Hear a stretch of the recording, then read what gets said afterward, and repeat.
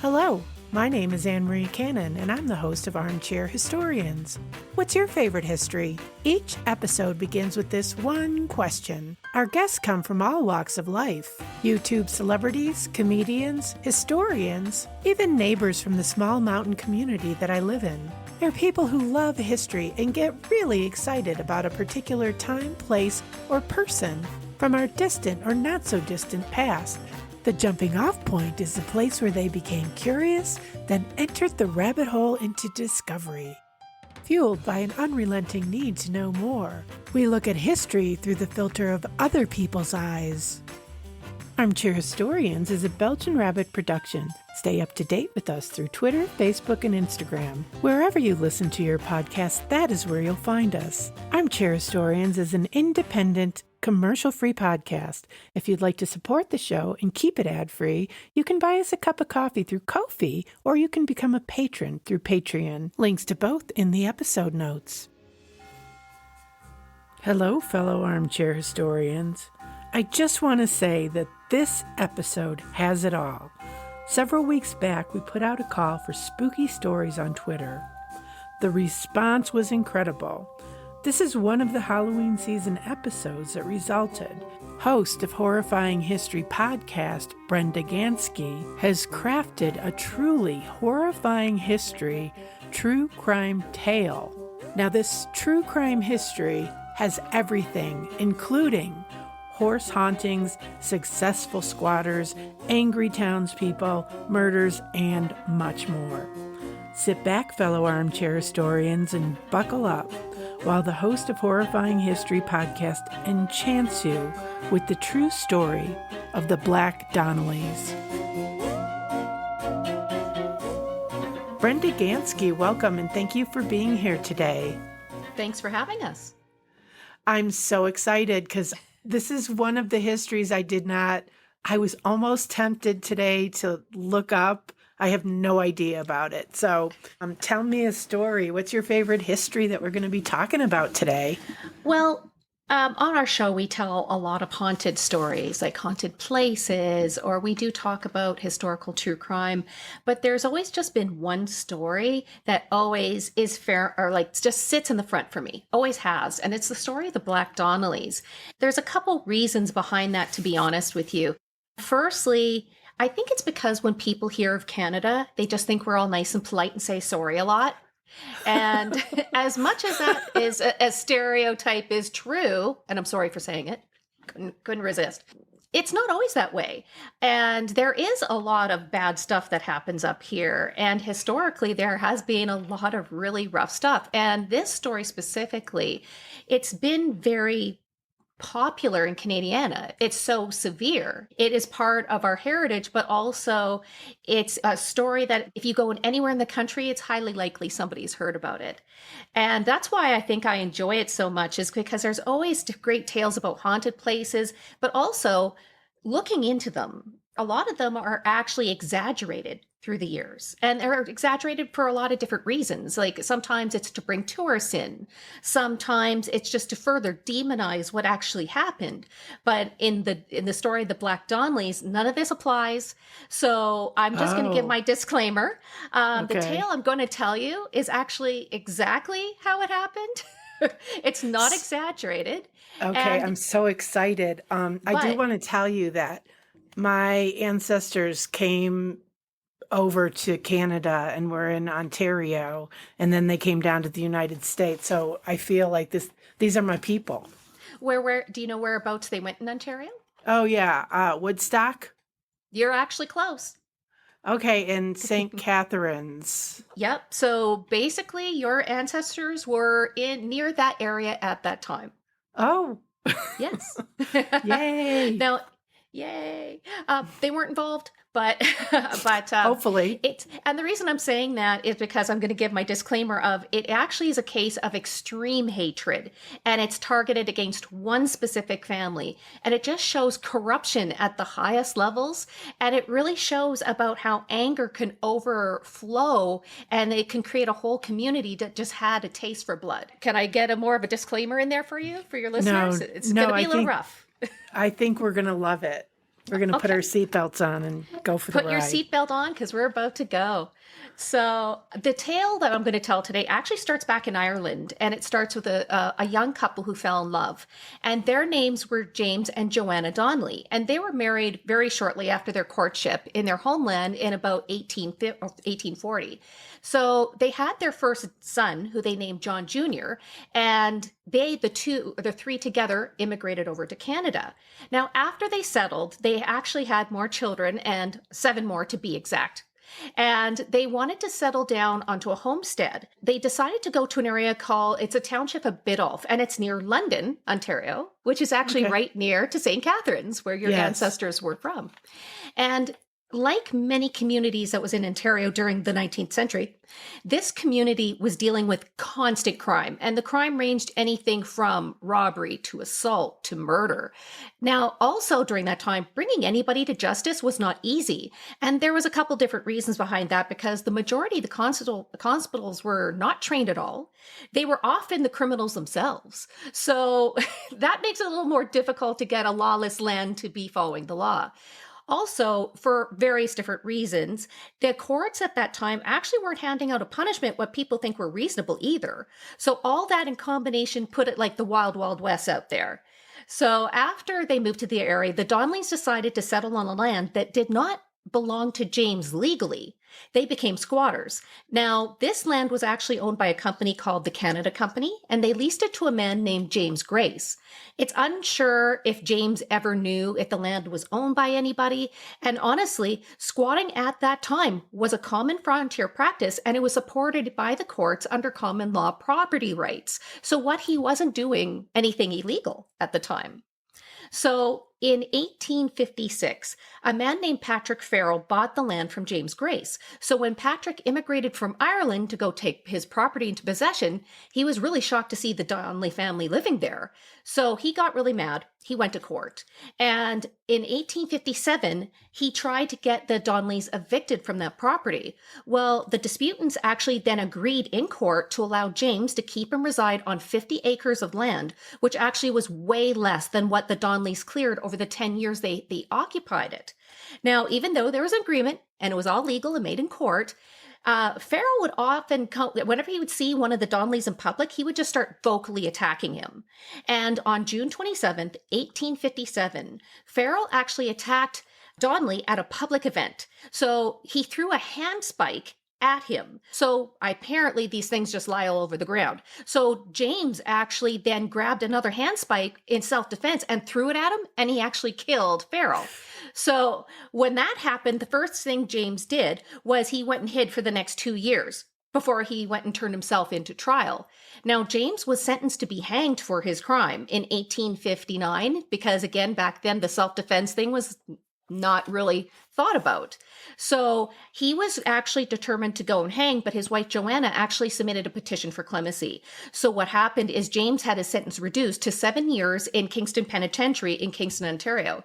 So that penitentiary is actually now a museum in itself. And it basically, to give your listeners an idea, it's kind of like the Alcatraz of Canada. Not a nice place, really pretty rough. 7 years is a lot.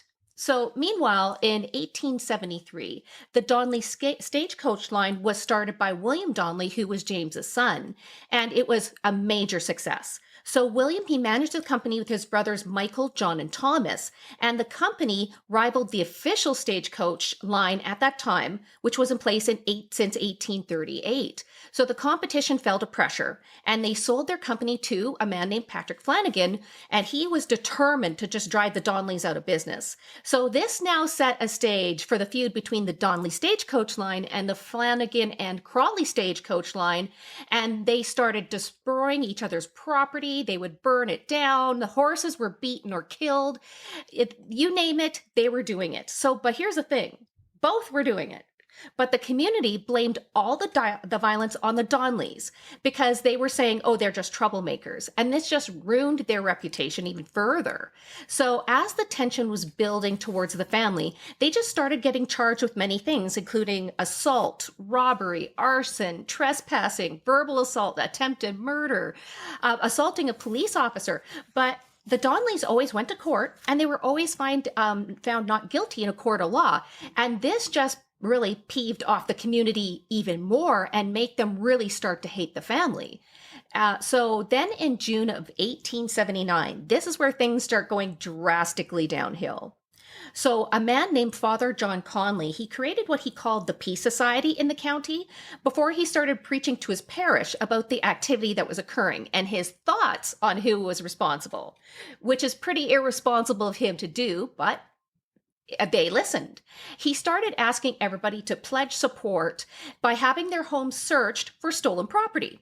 Now, out of this group, another group started, and it was called the Vigilante Community, and they formed, and evidence shows that the members of the Vigilance Community and also this peace formation from the pastor actually were the ones that were responsible for all the crimes. So, but the Donnellys thought at the time what they were doing was smart. They decided not to sign that pledge because they thought that the community would use this as an opportunity to just hide stolen property on their property and set them up. Now, to make things even worse, James Donnelly kind of stirred the pot here a bit. He stood up in church to denounce the priest himself, who started to preach hatred against the Protestants in this area. Now, the thing is, many of the Donnellys' friends were Protestant. So he was just standing up for his people, his friends, right? And also, the other big faux pas that he did is he donated money to the building of an Anglican church, which his friends were of that faith. And this completely outraged society. Like, how dare you support somebody else? This just proves what we're thinking all along. So this anger boiled over on February 3rd, 1880. And what happened was, this is the date that the Peace Society decided to take action. So the original plan. Okay, so you feel free to laugh about this original plan. It's so ridiculous, you will laugh, even though it's a little inappropriate, but I laugh too. So what they said is they were going to go into the family home, the Donnelly family home late at night when everyone's asleep. They would handcuff the male members of the family. They would drag them out and hang them by a tree by the neck until they confessed to all the crimes, but this was only going to hurt them, to scare them a little bit. Firstly, how are you going to confess if you're hanging by a rope by your neck?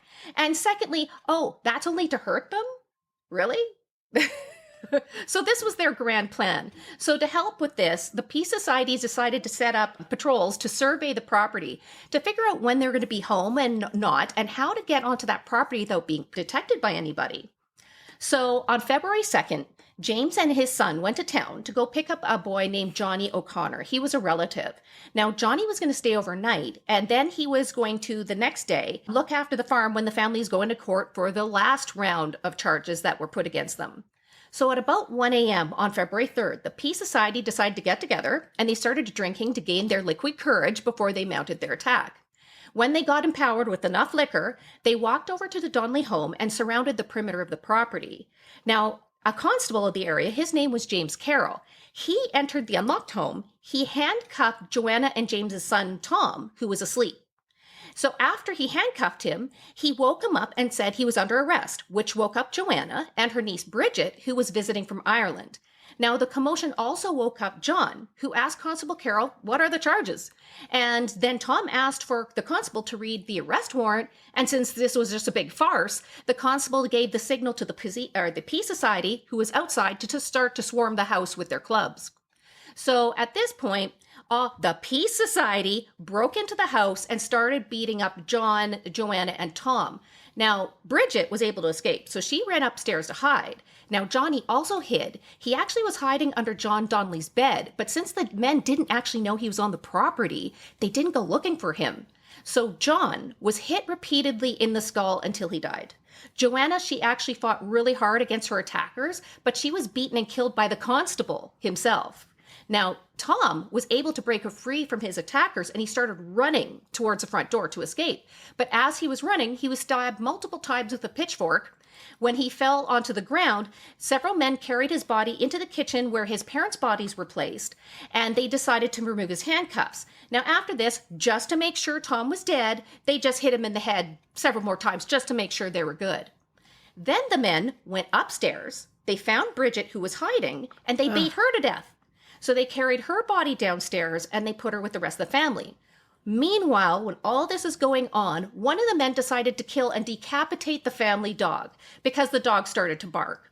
So it was at this point of their murder spree that the group realized that they were missing John Jr., and they decided just on the fly, let's just create a brand new plan to rid the community of the entire Donnelly family. Let's just take them all out.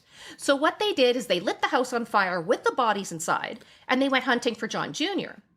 After they left, Johnny, who was under the bed, was able to escape that burning home and start looking for help. So at about 2 a.m., the Peace Society... Where is he going to find help from? Well, exactly the point, because the whole community is kind of in on it, right? Yeah. So at this point, it's 2 a.m. The Peace Society arrives at a place called Wayland Corners, and that is where John Jr. lived. So they surrounded his house. At this time, they decided to try to get Will Donnelly, who also lived with his brother, to come out of the house. So instead of storming the home, they decided to beat Will's prized horse to try to lure him out of the house. But the problem was the barn was too far away for anyone to hear anything. So spoiler alert for everybody, the horse lives. Okay? Probably one of the only ones that live, Phew. but the horse Oh, lives. thank goodness. So one of the men started yelling for Will to come outside while he was carrying a shotgun to the side of the house. Will woke up hearing somebody calling him, but it was actually John Jr. that went to the door. He received gunshots to his chest and his groin, and it caused damage to his chest, his lungs, his collarbone, and his ribs. He fell to the ground, where they shot him 7 more times just to make sure. And they also said it was punishment for what he did. So the thing is, Will Donnelly's wife, Nora, she heard all this. She was in the house. She tried her best to try to pull John away to safety, but she couldn't move the body on her own. Meanwhile, Will was hiding in a bedroom, but he was able to peek out a window to see who was attacking his home. And interestingly enough, one of the men he saw was Nora's own brother. Yeah. Not good. So at this point, the Peace Society said they're getting a little tired from all the murdering and the beating and stuff. So they just said, let's just survey the perimeter for a while. They'll come outside. So they waited about 3 more hours. They're sobering up. They're getting tired. So they're like, okay, we're done. We're going to leave the property now. So the next day, Johnny, Will, and his wife, Nora, reported the attack and the murders to the local magistrate. Even though reports say 35 men participated in these murders, it was only Constable Carroll and 5 other additional men from the Peace Society that were arrested. So that's 6 people out of 35. They went to trial. And at the trial, you have one guess to find out who was one of the key witnesses. Who do you think? The brother? Johnny, the guy under the bed. Right? Oh, okay. He was one of the key witnesses. Okay. Right. So he witnessed the entire massacre that happened at the house before it burned, right? So these vigilantes did everything they could to prevent him from testifying, including burning down his parents' house and threatening to kill the family. So meanwhile, William Donnelly, he also testified, and he suffered the same sort of retaliation. Now, the defense witnesses in the trial were all friends and family of the vigilante community, and they backed the alibis of every single person on trial. So due to this, the first trial went to a hung jury, with one juror actually publicly saying he would not convict even if he witnessed these murders himself. That will tell you how badly and how biased this community was. So during the second trial, the judge gave instructions to the jury that you can't listen to Johnny's testimony. Why? Well, Johnny's mother decided she wanted to get paid for his testimony. So now they took out Johnny's testimony. So now Constable Carroll and the 5 men were determined to be not guilty. And when they publicly announced it, the community had a party, and it lasted a full day and night. Unbelievable, isn't it? Unbelievable. But that, as I was mentioning before, the Black Donnelly story is a well-known piece of Canadiana. But interestingly, a lot of the inhabitants of the township through the years tried to suppress this subject for obvious reasons. Their ancestors were the murderers, right? Right. But In the recent years, several businesses started up centered around this tragedy. Multiple songs and books were released about this. And in 2007, NBC actually released a TV series called The Black Donnellys that was based on this story. And in 2017, another short story was released about the events, or a short film, sorry. You actually, though, if you guys want to go see it, you can take a tour of that Donnelly homestead, which many people report supernatural events take place on their tours, which why wouldn't it? Right? With all of that trauma. So what they say happens at the farm is that items go missing regularly, and they're later found in unexplainable places. Doors slam themselves. People hear footsteps from unseen sources, and they report being touched by unseen hands. Now, individuals also claim to hear voices talking in the middle of the night, and they hear screams coming from the barn. They also claim that they feel like they're being watched by unseen eyes at that barn. So why do you think the barn? The horse? Nope, but you're kind of close. The house burnt down, remember? Yeah. So they rebuilt that house, but the barn is original structure to the crime.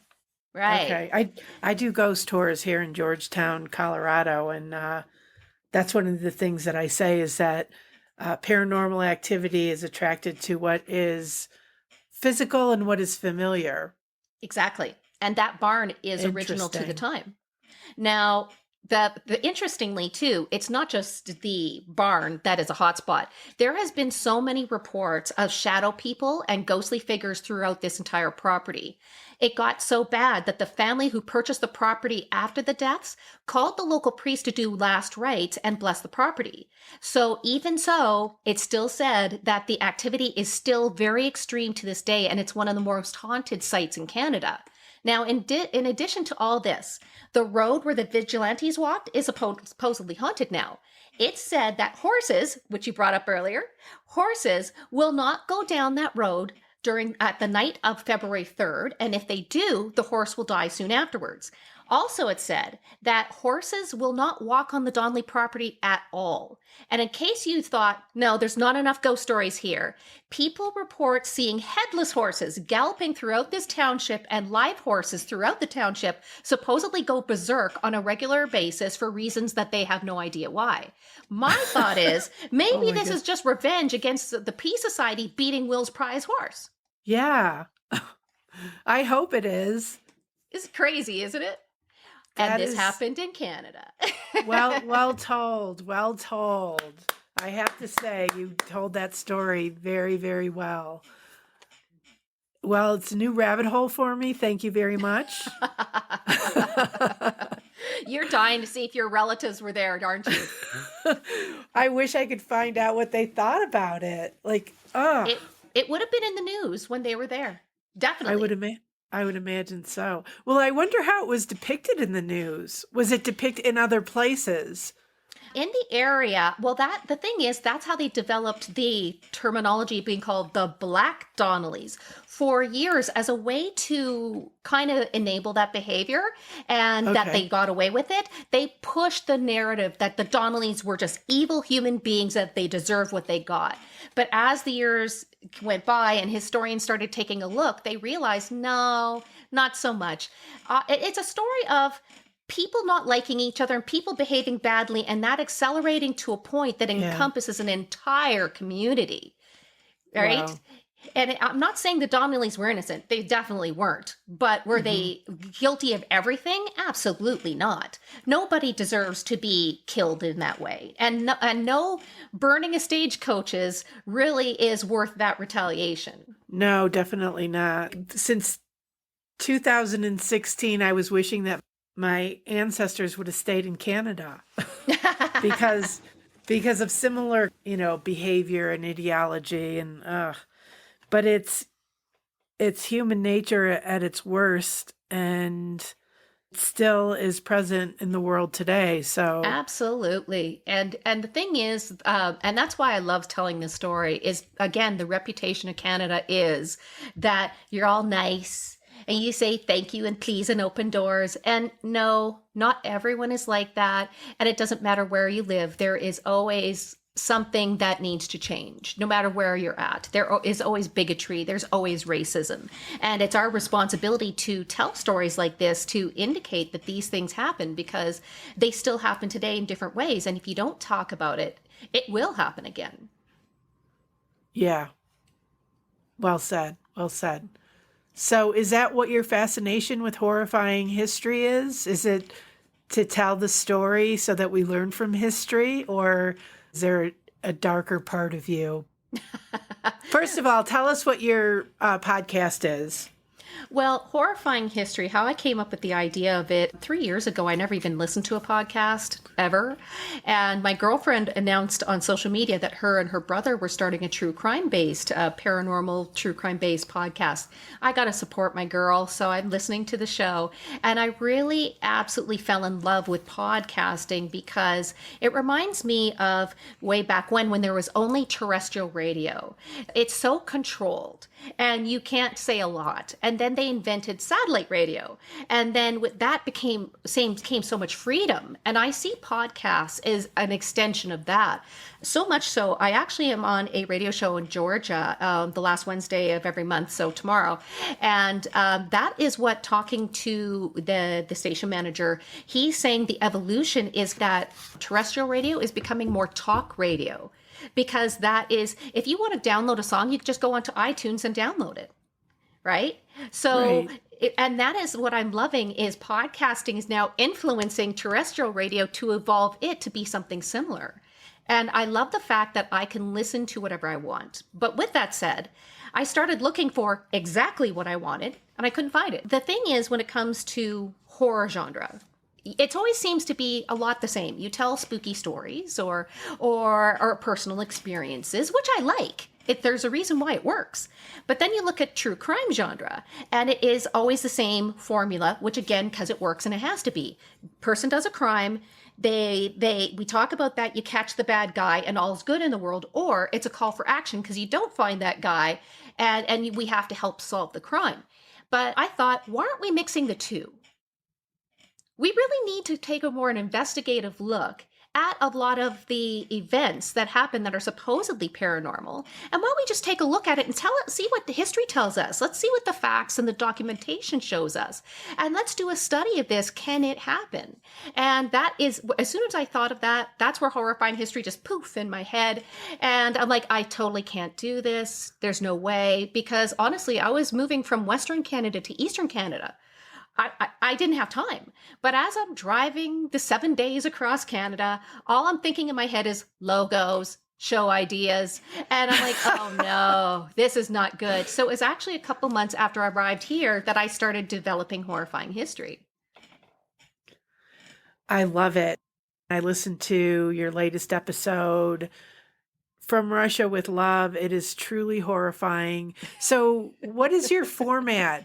Well, my format changes, and people say, how do you get your show ideas? And we're at a point with our podcast, we got some great fans, and they send us some great ideas. But I love to tell not just one story. I like to look at, like, say, a topic idea. Like, for example, I have a show coming out tomorrow which I'm pretty sure anybody in the spooky world has heard about, Who Put Bella in the Witch Elm? And I heard that story, and I loved doing the deep dive into it of what the options all could have been and how that could have happened. So you'll find, for example, I started an episode and it was actually about voodoo. And I was planning to tell a lot of voodoo lore. But when I started investigating it, it really just went south on me. And I did a change right in the middle. And I decided to make the episode on how voodoo religion was used against the practitioners to make them look a certain way to make oppression easier and more accepted. They tried to make it into something bad, to make these guys look like heathens and murderers when they were not. And so that's why it's kind of hard to say, because sometimes, for example, I'll talk about witches, and I'll be planning to tell a story, one story. No, doesn't happen. It has a mind of its own, the story. It just does its own thing. Well, I think that's the best way to honor the story, is let it tell itself. Mm-hmm. I like that. What is the one message that you want my listeners to get out of this story? hate never gets you anywhere. When my nephew was about 9, a situation happened and a lie came out. And he was really confused on the situation. And so I actually sat him down and I said, you know what? When it comes to lying, people lie for 2 reasons: to protect themselves or to get ahead, right? And I said, that's why your uncle and I are really not happy if you lie, because the reality of it is people will find out. It's going to happen eventually. And when they find out, they're going to know you as a liar or worse, right? I said, and you're a good kid. I don't want that for you. So that's why you need to tell the truth, because someday, somehow, that truth will get out and your reputation will be destroyed. And in this story, I find that resonates too, because people in the community did what they best could for years to try to hide this, to make their situation look better. But it came out, and it always will come out, right? So I think that's the best thing is history. A lot of people want to change history or put a better spin on it. That's the difference between fact and history. History is somebody's opinion more than anything. It's a tale. Yeah. It's influenced. Yeah. It's biased. It's very important. And that's what I try to put forward in my podcast is don't just look at the tale and believe it. Don't believe that internet meme. Dive deeper. Look at sources. Learn the truth, because the truth is what's important. And that is the tale that we need to tell to honor the victims or honor what actually happened. And honestly, I hope we try to do it very well in our podcasts. I hope. Yeah, I think that's it. That, and I think currently there is a movement to look at the history and retell it and acknowledge some of that, which I try to do in my podcast, acknowledge some of the erased or the hidden histories. And I'm really impressed. I'm a fan. I'm going to subscribe to the podcast, and I'm glad because I run out of episodes of podcasts that I love, and then I go looking for new podcasts. And so definitely I found one. Oh, I'm glad to hear it. And it's exactly what you said. It's very important. I find that even historically, people rewrote history or put their twist on history to better themselves. Like I said, there's only 2 reasons to lie. You lie because to make yourself look better or to get ahead, right? Right. Or if you're covering up. And if you look at history, you see that everywhere. It's, for lack of better terms, it's whitewashed. And I find that in nowadays that we're trying our best to look at all sides of history and to own what happened. And I think that's vitally important as a society to grow forward. I agree. Is there anything that I didn't ask you that you want to say about this history or about your podcast and what you're doing? Well, actually, so since you listened to From Russia with Love, I'm having, as I mentioned, a new episode coming out tomorrow, Who Put Bella in the Witch Elm. And I thought I knew the story. Then I started researching and I'm like, how did this turn into spies? What? So it's a very interesting tale. Oh, I do know that one. Yeah. It was very interesting. So that actually comes out tomorrow. You can find us actually on our YouTube channel, which is Horrifying History. You also can actually find Horrifying History everywhere you have your favorite podcasts. But we also, on our Horrifying History channel, have a new show that we are just a limited series that we're putting out called History Cole's Notes. So in Canada, Cole's Notes are Cliff Notes in the United States. Oh, okay. So that's what we're doing. And the thing is, we're asked a lot of questions. I'm sure you are too by your fans. Like, we get a lot of emails and social media questions, not just about spooky history, but about history itself, basic history questions. So I said, why not just answer them in a video? And so we do, they're about 5 to 8 minutes long. And actually on Thursday, we're having our next episode come out, and it's about the Salem witch trials. Oh, because a lot of people hear the story, they think all these women were burnt at the stake, and that's not necessarily what happened. And we also go into the working theories that are out there of why they happened. So that's a little different twist that you'll hear on our show that you don't necessarily hear on the regular shows. And if you guys want to learn more, just go on our social media. We're on Horrifying History on Facebook. We're Horrifying_History on Instagram, and Horrifying HIST1 on Twitter. There you have it. Brenda Ganske of Horrifying History and the Black Donnellys. To find out more about Brenda and Horrifying History, be sure to check out our episode notes. Thanks for joining us. Have a great week.